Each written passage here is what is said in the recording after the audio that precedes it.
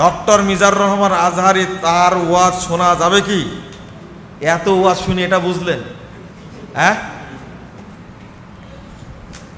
যে ব্যক্তি মানহাজ সম্পর্কে জানে না, আকীদা তাওহীদের ওয়াজ করে না, তার বক্তব্য শোনা যাবে না, ও আহলে হাদিস হলেও। এটাই হলো বিভ্রান্তি। আকীদার ওয়াজ, তাওহীদের ওয়াজ, শিরিকের ওয়াজ, বেদাতের ওয়াজ যারা করে না তাদের বক্তব্য শোনা যাবে না। এই আজহারি সাহেব বলেছে আহলে হাদিস মসজিদে হানাফিরা গেলে তাদেরকে পিটা বের করে দেয়। পৃথিবীতে কোনো নজির আছে এরকম? এটা আহলে হাদিসদেরকে যে মারে, এই নজিরের অভাব আছে? তা আজহারি সাহেব এর কথা বললো কেন? বললো কেন?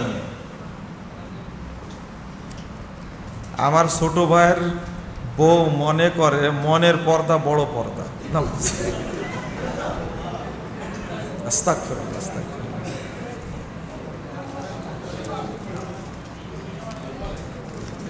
মনের পর্দা বড় পর্দা, হ্যাঁ? উপরের পর্দা উঠাও রে, তাই না? এটা হলো শয়তানদের কথাবার্তা। এগুলো পর্দা করবেন। আপনারা সবাই যিনারা ধর্মীয় গ্রন্থ বই লিখেন, আপনারা সকলেই মিলে যদি সমস্ত বইয়ের মূল্যে কিছু কমানো যায়, বইয়ের মূল্য কমানোর কথা বলছেন। দেখেন, আপনারা কি মনে করেন যে এই বইয়ের ব্যবসা করি? আমরা বই নিয়ে যে বিক্রি করি। আমার লেখা সব বই হলো আলহামদুলিল্লাহ সাদাকায়ে জারিয়া। এটা কি সাদাকায়ে জারিয়া? এটা এতদিন যাবৎ আপনারা বই কিনছেন, পড়ছেন, আমার হাতে তো কোনোদিন 1 টাকাও আসে না। আমাদের সিরাত প্রকাশনী, প্রেস, এইগুলো পরিচালিত হয় এই অর্থ দ্বারাই। সেখানে প্রায় 27-28 জন ছেলে কাজ করে, বুঝতে পারেন, ফতোয়া লেখে, মাসিক আখলাস করে। এইটা চালাতে গিয়েই অনেক টাকা সেখানে ইনভেস্ট করতে হয়, ভিক্ষা করে নিয়ে আসতে হয়।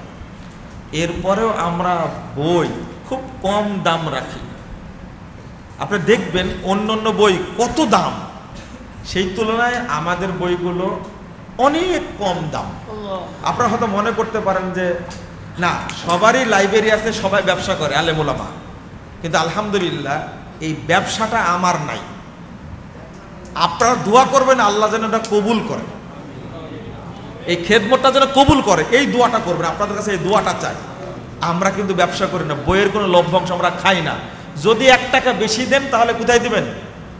প্রতিষ্ঠানেই দিবেন। সেখানে এটা লিল্লাহ প্রতিষ্ঠান, একবার সম্পূর্ণ মানে ফি সাবিলিল্লাহ প্রতিষ্ঠান আমাদের প্রকাশন। এটা আপনারা সেখানে দান করলেন।